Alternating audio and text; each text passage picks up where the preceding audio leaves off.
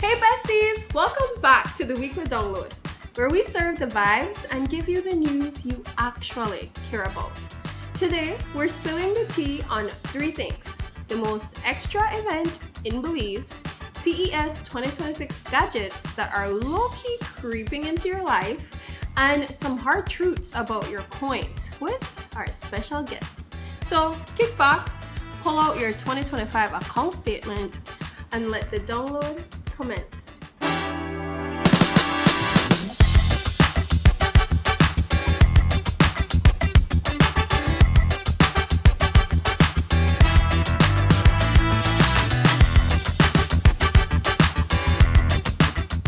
This show is sponsored by Ignite Media. So besties, let's talk about an event that truly did that.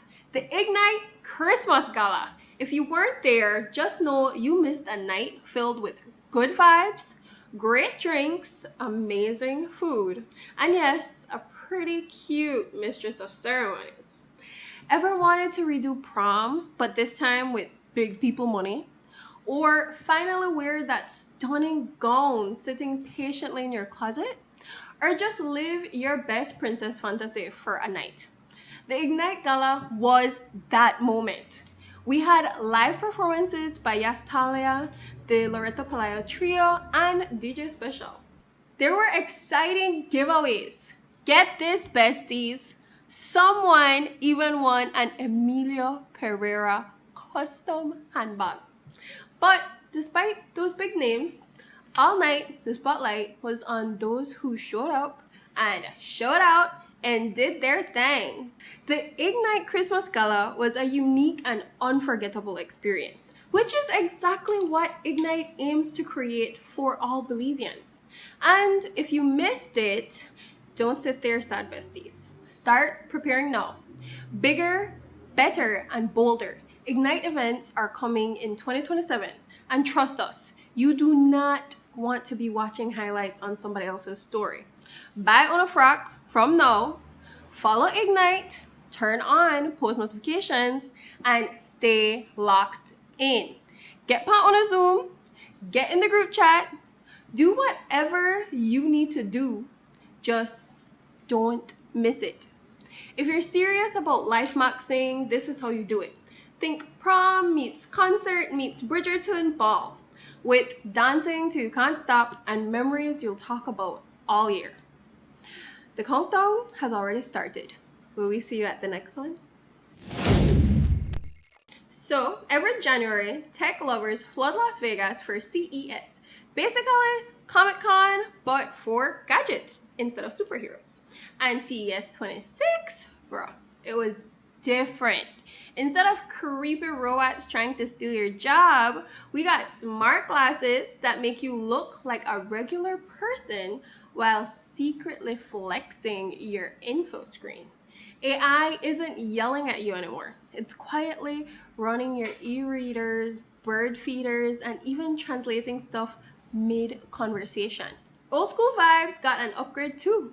BlackBerry style keyboards are back, vinyl players are smarter than your ex, and Legos basically gone braining. The lesson: tech isn't trying to show off, it's trying to slide into your life smooth, like a Belizean breeze on a hot day. CES 2026, quite flex, but a big one. Here's what's happening. Belize Telemedia Limited, which is majority government owned, is considering acquiring SpeedNet or SMART. That possibility has sparked major concern, and critics warn that the deal could reduce competition and move Belize closer to a telecom monopoly if it's done without proper safeguards.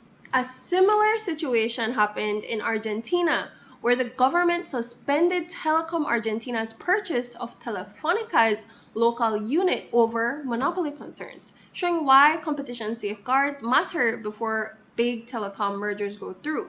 Now, to be clear, telecom mergers are not always bad.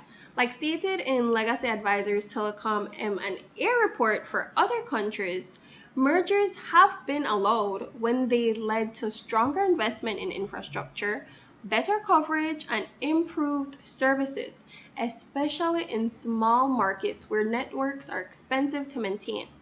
But those benefits usually come only after strict conditions are imposed, like price control, service guarantees, and strong competition laws. This is what Lord Ashcroft has been saying, that the merger could be very beneficial as it has been in other small countries, setting them up for competitive advantage or at least a fighting chance. That's the key issue here. Critics argue Belize doesn't yet have the legal framework to protect consumers if this deal goes through. So the debate isn't just about ownership, it's about transparency, safeguards, and whether Belizeans will truly benefit in the long run, or if it's just a big ploy to exploit our weaknesses and fatten the pockets of the 1%. Welcome to the very first edition of Hard Truth or Soft Lie. We're here to call out the money excuses we all use and maybe stop lying to ourselves about cash. Our guest, Greater Belize Media's reporter, you know and love him, Paul Lopez. Mr.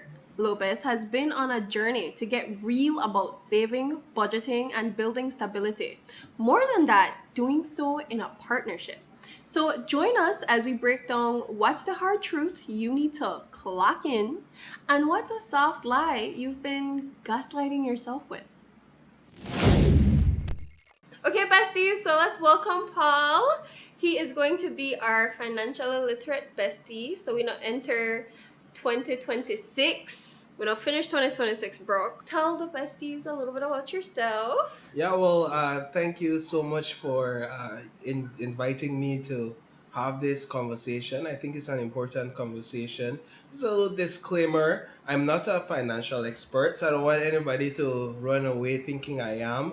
I just enjoy sharing my experiences with finances and budgeting in hope that it helps somebody out there, and apparently it's helping people, so that's a good thing. So we're gonna play hard truth or soft lie. You're our very first person to do this segment. Really? Yeah, this is special. Hard truth or soft lie? Yeah, because he's not afraid. I mean, to have started this journey, you had to face some hard truts and That is identify true. those soft lies.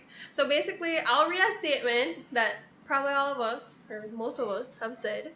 And Paul is going to tell me whether it's a hard truth or soft lie in our little financial world. So the first one is, and I'm sure all of us have said this at some point, especially in our early 20s, well, I can't save because I don't make enough money. I think it's a soft lie. Okay. I can't save because I don't make enough money. I would say it's a soft lie because for me personally, I bought into that narrative that I can't save because I don't have enough money. And for years of my life, I didn't even bother saving because I thought to myself, I don't have enough money. But when I really put the money I make, when I really placed it on a budget, I realized that I had a lot of areas that I was wasting money in and not being disciplined in those areas. And when I was able to see it full picture on a budget, I found money that I could save. So definitely a soft lie. Okay, so this one I know we've said to ourselves a lot, which is I will start saving when life slows down. So tell me, from your perspective, having gotten to this point, is this a hard truth or a soft lie? It's a soft lie again because life never slows down. In fact, I think life keeps on moving faster because in a partnership, for example, we welcomed our first child like a year ago. And in welcoming that child, you know, one of the things that people always say, picnic expensive. And no lie. But we have to realize there and then, and we're already in our financial journey, we had to realize there and then that we need to have money for his child. And so we had to make sacrifices. We had to pause some of the saving plans we were doing to ensure that we could stockpile money so that when the baby comes, you know, you could buy the things you need, like your pampers, your feed, the car seat, the crib, everything, the clothing, everything the child needs. So life does not slow down, and we have to keep up with it, and that's the challenge. And I think if you don't have your finances in order, you'll always feel uneasy and not at peace because life just keeps moving. So now I'm not gonna lie, I've been guilty of saying this one, especially when I start making big people money. Mm. But I've learned. So this one is money comes back. I need to live now. Mm. I think that's a hard lie. Ooh. That ain't even a soft lie. I is one of the excuses I gave to myself, because the truth is, if you live power like a steady income, then you most cases you get paid every 2 weeks. Like teachers that get paid like once a month, but you know money to come, right? And so you is like, all right, I want to spend this money will come. But what I begin to realize is that in living life and just spending because life is happening now, I don't think about the future. I don't think about the long term. I don't think about the fact that, you know what, I want one house one day. I don't think about the fact that I need to get rid of this broke up vehicle and buy a new vehicle. And the thing is, if you don't start to plan and prepare for those future vision and those future objectives now, then you are essentially just to repeat your cycle throughout the course of your life, and you always feel stressed and burdened. You have to live beliefs to be successful or financially liberated. I think that is a soft lie, because even if you left Belize, guess what? You're left with yourself, right? You still take care of you still take care of your behaviors, your money habits, your spending habits with you. So whether you go to US or you make double the amount, you could still be wasteful, you could still have financial stress, you could still stray away from financial freedom, right? Because again, it's about being willing to make the sacrifices. So this next question is playing a little bit on hustle culture. So it says multiple side hustles don't guarantee financial freedom if your spending habits are poor. Is this a hard truth or a soft lie? It is definitely a hard truth, and it's one we really have to deal with. So I firmly believe like multiple side hustles are important, right? Because multiple side hustles give you an increased margin. So then you could increase the amount of like personal finances you give to your pay yourself every month. But if you have that all of that side hustle and then your spending habits poor, then all the money, whether that $10 or that $50 you make, you still want to spend it poorly. One of the things what I learned over the course of the 2 years, that financial freedom, the more about choices and behavior and less about crunching numbers. So if you change your behavior and you change your habits from those poor habits to good, sustainable, even sacrificial habits, then you could make a whole lot of progress in a faster span of time. Okay, well, thank you so much for joining the Bestieverse and giving us some of your insights. We really appreciate it. Do you have any parting messages for the besties out there who are watching? Yeah, so my parting message is that financial freedom is possible. That it is about more about pursuing peace than having a lot of figures and a lot of numbers in your bank account. It's more about being able to sleep better at night, knowing that people not to run you down for their money. And so I believe that whether you make $100 or whether you make $1,000, they're all about how you decide to spend your money. They're all about making good choices. And of course, one of the things I realize is that a lot of people not willing to make the sacrifice. So a lot of people just want to know how to budget, but then along with budgeting, you have to be willing to make certain sacrifices. And I think that the way I put we above a lot of people. And that's a wrap, besties. Whether it's glitz galas, tech creeping into your life, or the cold hard truth about your wallet, we've got you covered. Don't forget to like, follow, and share. because FOMO is real. Stay vibing, stay shining, and keep making moves. Catch you next time. Download complete.